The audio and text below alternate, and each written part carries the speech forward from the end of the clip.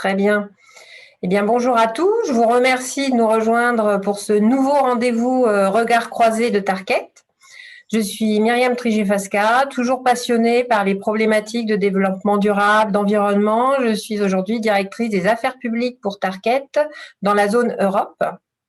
Le thème de notre rencontre d'aujourd'hui, c'est bien sûr le bas carbone, la santé et l'économie circulaire. Est-ce que le secteur de la construction doit choisir ?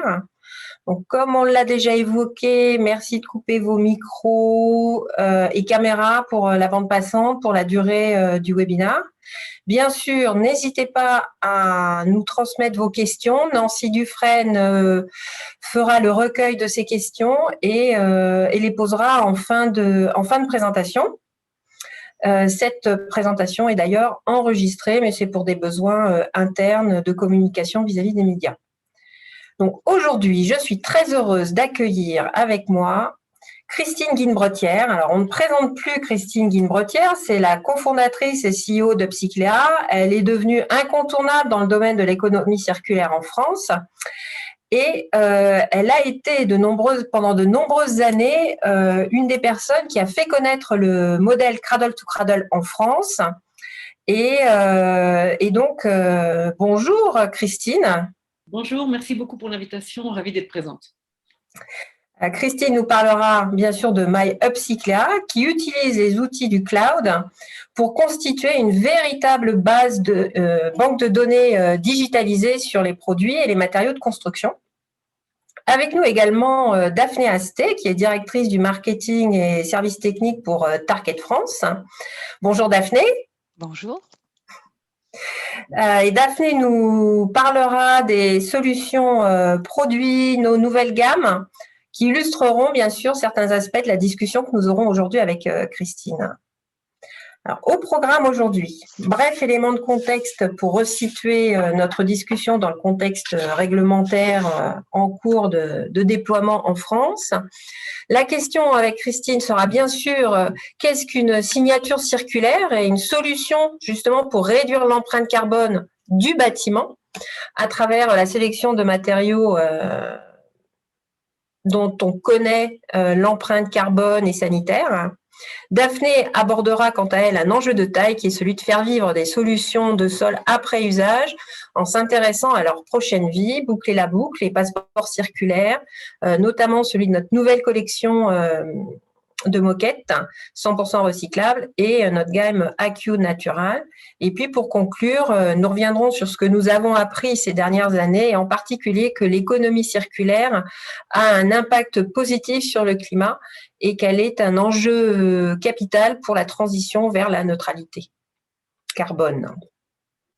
Alors, aujourd'hui, nos enjeux climatiques, la raréfaction des ressources nous orientent vers la construction bas carbone et l'économie circulaire.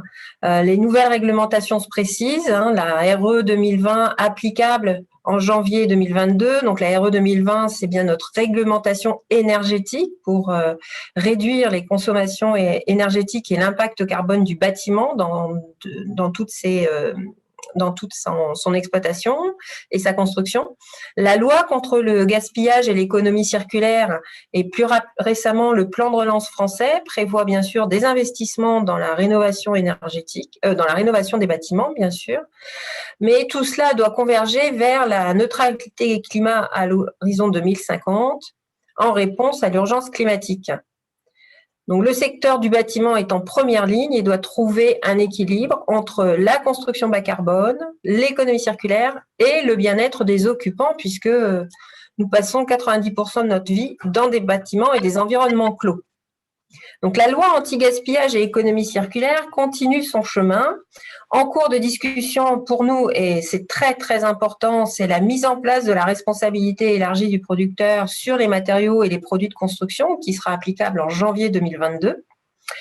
Côté santé des utilisateurs, le sujet arrive via l'information du consommateur.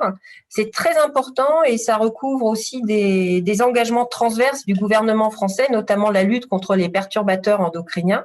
Ainsi, nous devrons mettre à disposition alors, par voie digitalisée éventuellement, plus d'informations sur le contenu en substances dangereuses éventuelles des produits, le contenu en produits recyclés, la recyclabilité et plus d'informations sur les performances environnementales des produits. Côté réglementation énergétique, le label E+, C-, la rénovation énergétique arrivera de toute façon en complément de ce que prévoit la RE 2020 sur la construction neuve.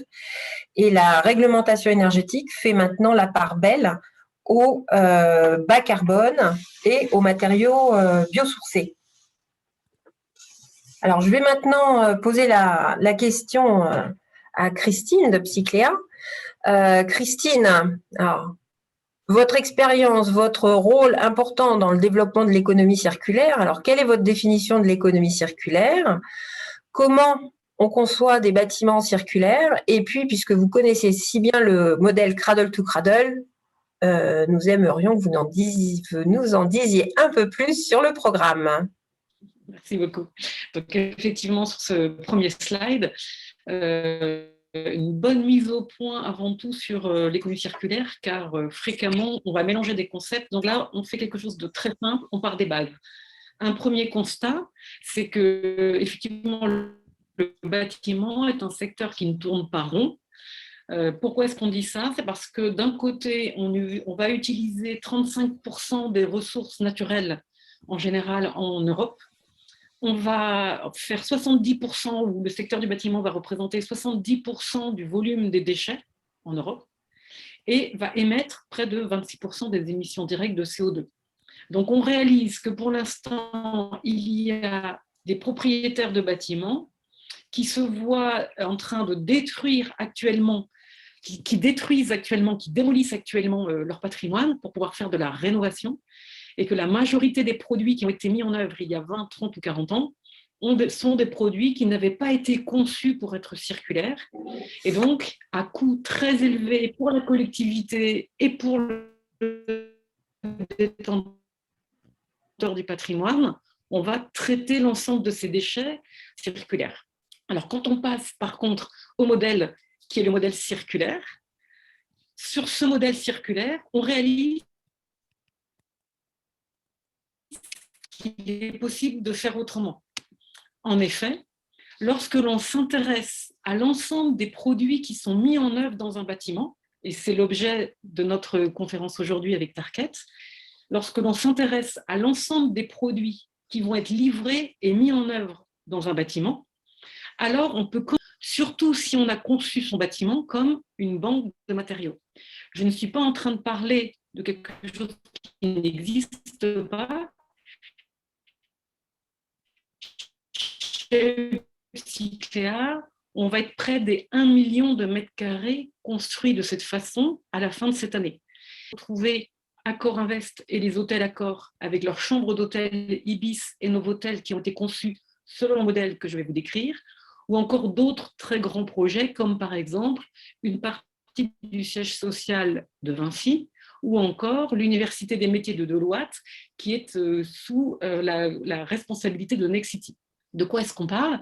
Eh bien, on parle tout simplement de produits qui ont tous été caractérisés selon leur meilleure qualité environnementale et selon leur capacité à être circulaire. L'ensemble de ces produits sont livrés sur des chantiers et ensuite livrés à un utilisateur final.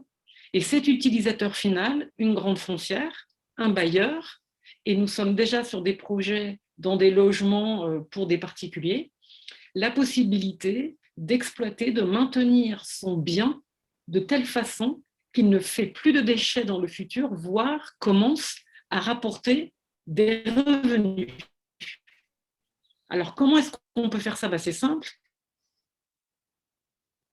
Avec le slide suivant, il est déjà possible pour les designers, je veux bien le slide suivant, il est déjà possible pour les designers de sélectionner des produits sur leur qualité environnementale et de les importer directement, donc de sélectionner effectivement les produits sur leur qualité environnementale, de coordination.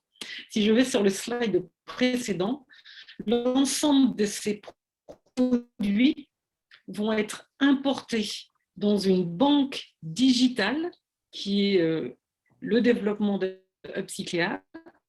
Et avec cette banque digitale, on va réussir à calculer automatiquement l'ensemble des informations nécessaires pour faire un bâtiment circulaire, à savoir l'empreinte, le degré de non-toxicité des produits mis en œuvre dans le bâtiment, la capacité,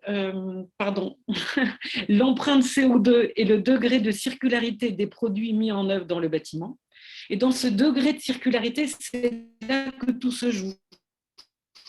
Pourquoi ?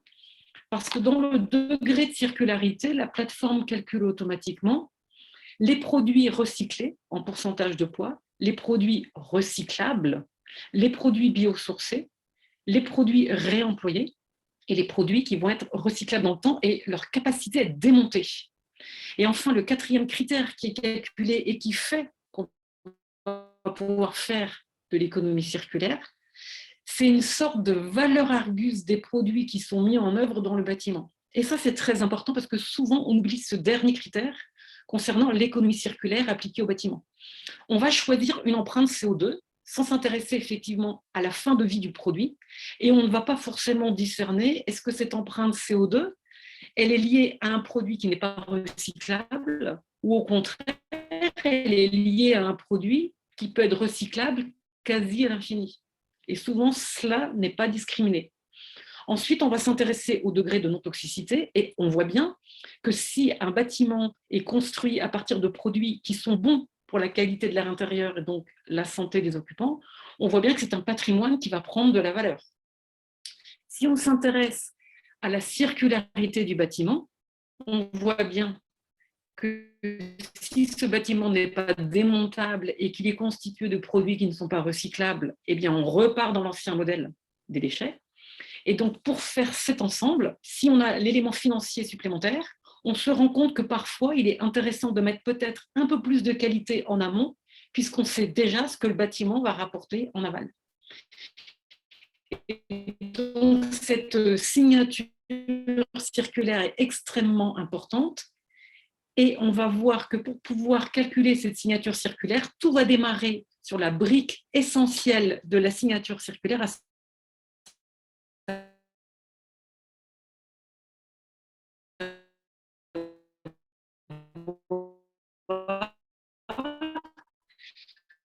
le passeport circulaire qu'on retrouve dans le slide suivant. Qu'on retrouve donc dans le slide suivant, à savoir circulaire. Alors là, je ne la vois pas à l'écran. Produit circulaire, merci, dans laquelle on va retrouver l'ensemble des indicateurs par produit que je vous ai cités précédemment et qui vont permettre ainsi à l'ensemble des architectes, aux designers, aux promoteurs environnementales, sur leur capacité à être circulaire, sur leur capacité à être non toxique, sur une capacité à être démontable, désassemblable, afin, je suis désolée, on rentre dans non, mais on vous entend pas bien. Ah. Donc, est-ce que tu peux intervenir 2 minutes ? Ah, bien sûr. On va essayer de se connecter au Wi-Fi de nouveau. C'est la possibilité de vous connecter. Mac, je suis pas expert. Vous pouvez aller sur vos Wi-Fi, s'il vous plaît. Oui, désolé. Vous allez sur le pub. Oui.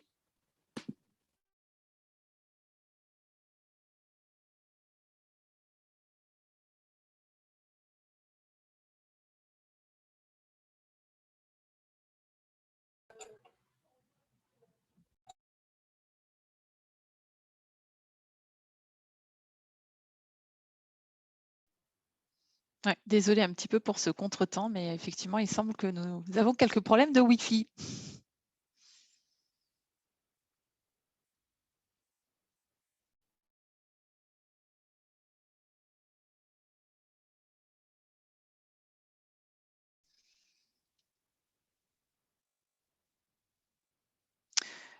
Peut-être que je peux enchaîner et on revient à Je pense que… Christine après. Oui, parce qu'ensuite, on verra une démonstration du système. Donc, effectivement, oui, Daphné… je propose, voilà, et puis quand on présentera à travers le nouveau produit, on reviendra à la présentation de Christine. on reviendra à la présentation. Tout à fait. Voilà.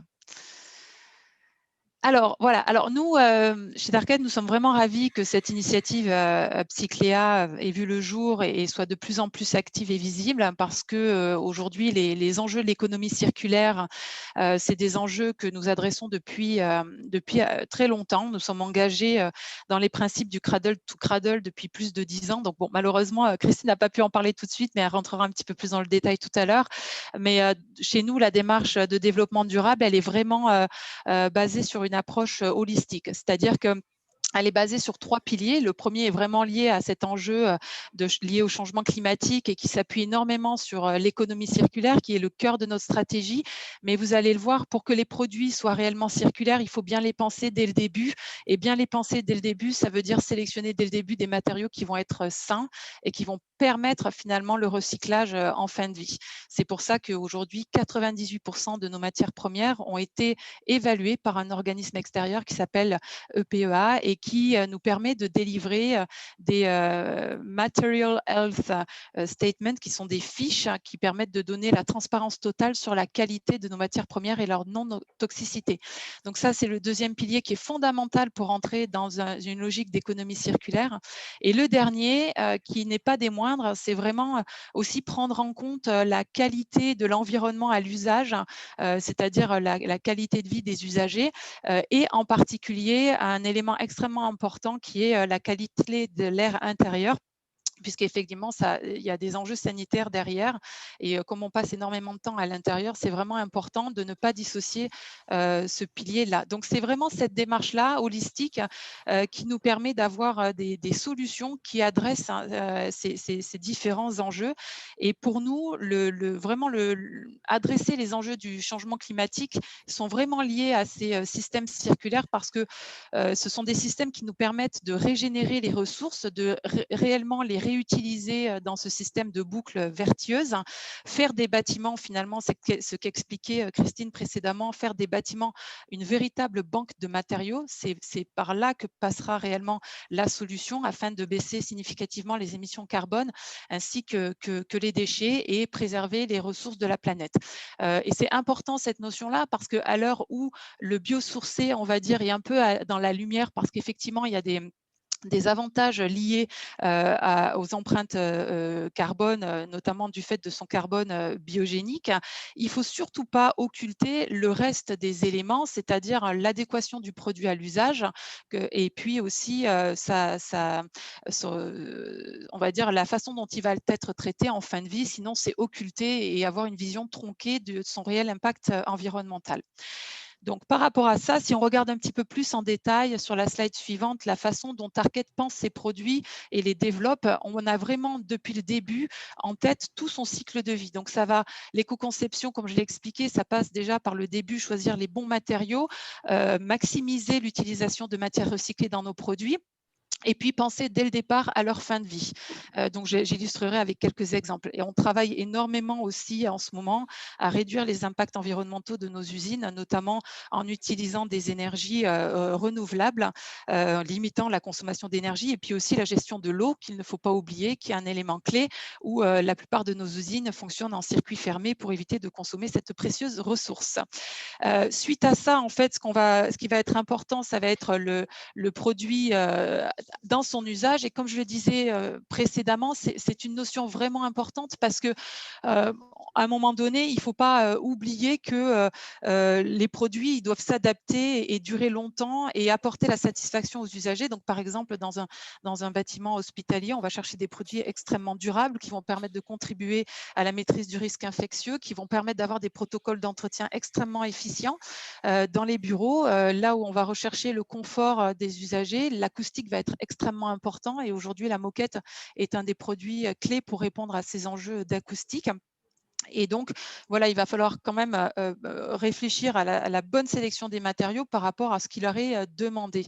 Et donc, au-delà de ça, du produit au bon endroit, un élément clé à prendre en compte, c'est aussi justement sa performance au niveau des méthodologies d'entretien, puisqu'on sait que ça aussi, c'est consommateur d'eau, de produits chimiques, d'entretien, et ça peut aussi influencer la qualité d'air intérieur. Et donc, à ce propos, sur les principes de qualité d'air intérieur, ça fait des années, ça fait plus de 10 ans que Tarkett a enlevé les phtalates de ses produits et nous avons des produits qui, pour la plupart, sont en dessous des niveaux réglementaires concernant les émissions de composés organiques volatiles, les COV. On est 100 à 1000 fois en dessous des seuils, 10 à 100 fois inférieurs aux seuils qui sont normalement réglementaires. Et l'important, c'est aussi la fin de vie, ce qu'on disait tout à l'heure. Donc, nous avons un programme qui s'appelle Restart, qui nous permet de recycler les chutes de pause, mais aussi les produits en fin d'usage. Et vous le verrez avec nos héros circulaires, on a plusieurs catégories de produits qui peuvent être vraiment récupérés en fin de vie et réintégrés dans cette boucle vertueuse pour éviter de consommer de nouveaux matériaux. Donc, voilà. C'est ce que je disais, c'est vraiment cette approche holistique qui va être une approche gagnante et pas uniquement regarder l'empreinte carbone. Et c'est aussi ce qu'expliquait Christine et c'est cette transparence que donne le portail Upcyclia. Donc sur la slide suivante, je voulais juste effectivement par rapport à cet enjeu de recyclage, signaler qu'aujourd'hui, ce n'est pas nécessairement toujours mis en avant dans les outils qui sont utilisés, comme les FDES, etc. Parce qu'aujourd'hui, les scénarios de fin de vie des produits sont souvent calqués sur la pratique courante, celle qui fait état, on va dire, en France. Mais sachez, par exemple, que pour nos homogènes, donc les vinyles qui sont utilisés dans le secteur de la santé, à chaque mètre carré qu'on récupère, ça nous permet d'économiser presque 10 kg de CO2, ce qui est vraiment significatif. Donc, c'est pour ça que ce potentiel de recyclage et cette capacité de recycler le produit en fin de vie est aussi important que ce qu'on peut voir comme communication en amont sur, souvent certains fabricants communiquent sur la performance carbone de ce qu'on appelle du cradle to gate, du berceau à la porte et qui focalise essentiellement sur les matières premières et la production. Non, il faut vraiment prendre en compte le cycle complet. Donc c'était pour illustrer et dire que c'était vraiment pas négligeable. Donc, juste pour finir, next slide. En termes de transparence, donc chez Tarkett, effectivement, nous avons fait évaluer 98% de nos matières premières et nous sommes en mesure de fournir pour chacun de nos produits ce qu'on appelle les MHS, les Material Health Statements, qui permettent de donner une totale transparence sur le côté sanitaire et non toxique de nos produits et on est les seuls à faire ça. Et c'est ce qui nous permet aussi du coup d'avoir une bonne éco-conception et de savoir qu'on va pouvoir récupérer nos produits en fin de vie. La plupart de nos produits aussi bénéficient de FDES, ce qui va permettre justement de se projeter pour le bâtiment et de récupérer toutes les données environnementales nécessaires. Et donc, juste pour illustrer de manière assez concrète, avant que je passe sur une de nos dernières collections de moquettes, donc dans notre portefeuille de produits, nous avons vraiment, cette démarche, on l'a depuis plus de 10 ans, et du coup, elle est appliquée sur toutes nos catégories de produits. Donc là, on va regarder Excellence Genius, par exemple, qui est un PVC hétérogène à destination des bâtiments publics. C'est une solution en pose libre qui permet en fait d'avoir des rénovations rapides en milieu occupé qui vont permettre de minimiser les impacts sur justement les personnes qui utilisent le bâtiment. Et surtout, la grosse valeur ajoutée de ce produit-là, c'est que le fait qu'il ne soit pas collé en plein, on va pouvoir le récupérer parce qu'il ne sera pas souillé et le recycler à 100% dans nos usines. Un autre exemple, je parlais des PVC homogènes, c'est notre dernier né à IQ Natural, qui sont des produits extrêmement durables, qui ont des durées de vie qui peuvent aller jusqu'à 30 ans. Et ça, c'est un élément clé aussi, la durée de vie du produit. C'est des produits très utilisés et populaires dans les secteurs hospitaliers qui apportent vraiment la satisfaction attendue en termes d'adéquation à l'usage, de maîtrise de risque infectieux, etc. Et pour ce produit-là, on a fait basculer, on a remplacé la matière fossile par de la matière biomasse, à la fois via en remplaçant le vinyle par du vinyle bioattribué, mais aussi le plastifiant avec une source biosourcée. Mais il n'y a pas que ça. Le fait d'avoir remplacé, effectivement, nous permet de baisser son empreinte carbone. Mais ce qui est vraiment valable, c'est qu'effectivement, ce produit-là, il est recyclable à 100% en fin de vie. Ça fait partie de ces produits que je présentais juste précédemment, qui permettent d'économiser presque 10 kg de CO2 par mètre carré quand ils sont recyclés. Donc, c'est des produits qu'on a déjà l'habitude de recycler. Et là, pour le coup, même s'ils sont collés en plein, on a la technologie pour les nettoyer, enlever les résidus, en refaire des granulés et les remettre dans notre usine pour refaire du revêtement de sol.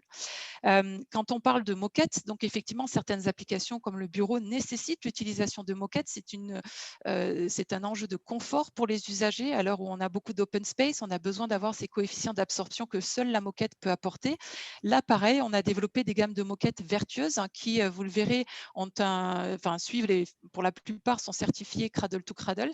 Mais notre produit héros, qui est le Air Master, va au-delà uniquement des enjeux de circularité et d'empreinte carbone, puisqu'il permet aussi de capter les particules fines et donc de contribuer à une meilleure qualité d'air intérieur pour les usagers. Et enfin, le linoléum, celui-là, c'est plus un choix évident, puisque en ce moment, le contexte réglementaire fait que les produits biosourcés sont mis en lumière, mais biosourcés, c'est bien, mais c'est encore mieux quand effectivement c'est adapté à l'usage et que c'est recyclable en fin de vie. Et donc, notre linoléum, qui est fabriqué à partir de matières naturelles, huile de lin, résine de pin, liège, est aussi recyclable en fin de vie, que ce soit au niveau des chutes de pose ou en fin d'usage. Donc, c'est vraiment très important de garder en tête cette notion de recyclabilité. Et pour finir, j'en profite pour vous présenter la dernière née de nos gammes de moquettes qui s'appelle la gamme Serene in English. Et vraiment, elle a été développée en fait en pensant au retour au bureau des usagers du bureau, parce que ça fait quand même 1 an qu'on est en télétravail, on a hâte de revenir et de voir ses collègues. Et elle a été vraiment développée pour faire des ambiances sereines, propices en fait au travail en équipe, et qui va permettre justement d'apporter le bon confort acoustique attendu. Donc c'est une collection qui mixe en fait des tons basiques neutres et des nuances de coloris. Vous verrez après, qui offre pas mal de créativité. Ce qui est intéressant dans cette éco-conception, c'est qu'elle a été développée pour permettre une pose aléatoire, et ça permet d'économiser aussi, de réduire le taux de chute. Voilà.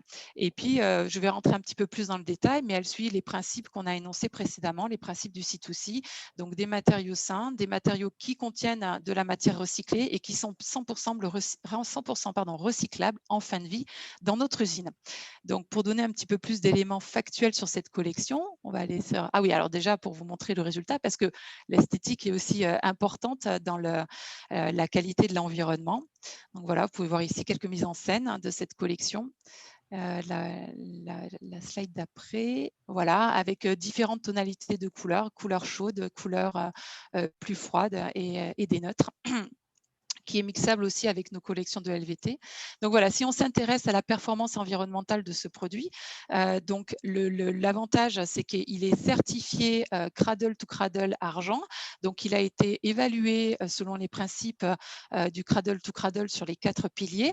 Il est notamment fabriqué à partir de fibres Econil, qui est 100% obtenu à partir de déchets, donc c'est de la matière 100% recyclée. Il bénéficie, on va dire, de cette sous-couche unique que nous avons développée, qui s'appelle la sous-couche EcoBase, qui non seulement est 100% recyclable, mais qui contient en moyenne 80% de matière minérale, de la craie. Et cette craie, elle est recyclée et elle vient d'une industrie d'eau potable locale qui se trouve juste à côté de l'usine. Donc, on prend en compte aussi la notion logistique. Et puis, donc, via notre programme Restart, c'est une moquette qu'on sait tout à fait récupérer chez nous, désassembler et réintroduire dans nos cycles de production. Et bien évidemment, elle bénéficie de cette MHS dont je parlais précédemment, qui donne la totale transparence sur la qualité des matières premières utilisées. Voilà, je pense que j'arrive au terme de ma présentation. Alors, je voulais juste illustrer par rapport à la présentation de Christine, comment finalement ce produit, Serene, qu'on vient de lancer, se retrouve dans la base Upcyclea et toutes les informations que vous allez pouvoir y retrouver. Donc voilà, on va chercher, on va taper dans la barre et on va chercher la collection. Serene, on fait la démonstration en direct. D'ailleurs, Daphné, je peux peut-être intervenir, parce que je crois qu'il y a eu un petit souci. Oui, il y a un petit bug, donc j'ai pris la suite. Et je me dis que c'est bien plus intéressant finalement de voir la base en direct plutôt que de montrer un slide. Merci. Et donc, par rapport à cette base qui est là à propos du produit Serene, si on veut cliquer sur le produit Serene en question, on va retrouver finalement toutes les informations qui viennent d'être énoncées. Souvent, on nous dit « Ok, je vois bien la fiche produit », mais comment est-ce que je peux en faire quelque chose de concret que je peux mesurer et comparer par rapport à d'autres produits. Du coup, Upcycler Cloud ici montre toute sa puissance, toute sa capacité, puisque finalement l'ensemble des informations qui viennent d'être indiquées par Daphné ont toutes été saisies de façon très factuelle dans la base. Par exemple, je vais aller sur le premier picto, non-toxicité, et je vais me promener en tant qu'utilisateur de cette base. Il suffit de demander un login, mot de passe, et c'est gratuit pour l'ensemble des utilisateurs. Il suffit d'aller sur cette base de données et de se promener sur l'ensemble des pictos, et ainsi on peut retrouver toutes les informations qui viennent d'être indiquées. On parle du cradle to cradle, alors évidemment, il y a beaucoup d'informations qui sont très importantes. Ici, je vois qu'on est sur le degré de recyclabilité, donc effectivement, comment est-ce que je vais comparer un produit par rapport à un autre s'il est circulaire ou pas? Eh bien, en rentrant du factuel, est-ce que c'est facilement démontable? Est-ce que c'est recyclé? Est-ce que c'est recyclable? Toutes ces informations sont saisies. Et pourquoi est-ce qu'on fait tout ça? C'est pour que l'ensemble des informations puissent, si on remonte dans Upcycler Cloud sur librairie, le lien du départ sur les produits Seren par exemple, exactement. Là, vous allez trouver au bout de la ligne des produits Seren un identifiant gris où il est écrit ID. En fait, c'est un identifiant unique. Et figurez-vous que cet identifiant unique, c'est tout simplement un lien qu'il est possible d'importer dans les outils métiers du design et de la construction. Je fais référence aux maquettes 3D, je fais référence aux devis, je fais référence à tout type d'Excel qui peuvent être utilisés par des utilisateurs et qui vont ainsi importer directement l'ensemble des informations qui sont saisies ici par Target.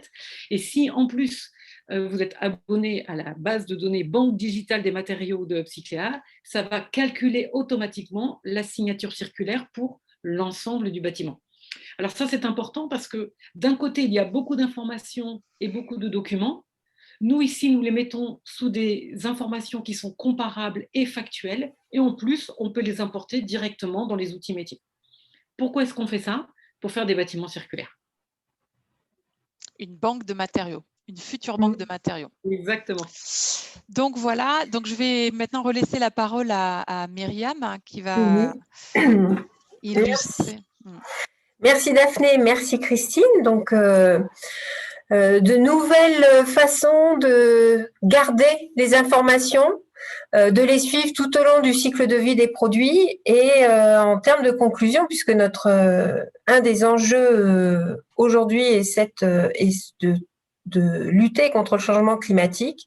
Pour nous, en tant que fabricants, il est clair que l'économie circulaire a un impact sur le changement climatique. Elles sont très liées et on peut travailler dans ce sens sans compromettre la santé des occupants comme on l'a vu. Aujourd'hui, au niveau du groupe Target, qui est bien sûr engagé au niveau de sa stratégie pour l'économie circulaire, on peut mesurer finalement l'impact positif de nos activités de réutilisation de matières premières recyclées dans nos produits, dans la fabrication au niveau global. Donc chaque année, on mesure ces informations et on mesure ces données et on les communique de manière transparente dans notre rapport RSE. Donc en 2020, nous avons recyclé 127 000 tonnes de matériaux et à travers nos évaluations produits, évaluations impact carbone, on s'est estimé que ça représente 253 000 tonnes d'émissions de CO2 évitées. Alors 253 000 tonnes, c'est difficile de se rendre compte de ce que cela représente. Pour nous, c'est important parce que 253 000 tonnes d'émissions de CO2, c'est plus que ce qu'émettent nos usines pour la production. Donc aujourd'hui, en travaillant sur l'économie circulaire, on a vraiment un impact positif sur nos émissions résiduelles une fois qu'on a bien sûr utilisé des énergies renouvelables. Mais l'économie circulaire, c'est un des moyens les plus importants pour lutter contre le réchauffement climatique parce qu'il va réduire vraiment l'impact carbone de nos sociétés, de nos productions, entre le moment où on va extraire les matières premières et les utiliser.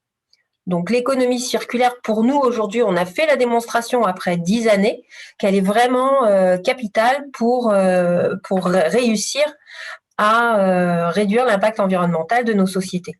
Alors concrètement, on le voit aussi à travers nos nos partenariats. Et j'aimerais citer un partenariat que nous avons passé l'année dernière avec Gecina. Gecina, c'est la première foncière européenne de bureaux. On a un contrat Restart avec eux et on récupère les dalles de moquette pour les rénovations de bureaux. L'année dernière, donc, dans le cadre de ce contrat, nous avons pu récupérer 38 tonnes de dalles de moquette usagées, qui représentent à peu près 8600 mètres carrés de bureaux. En calculant d'après nos données environnementales produits, on estime qu'on peut éviter entre 206 et 340 tonnes de CO2 grâce à ce partenariat. Pourquoi c'est une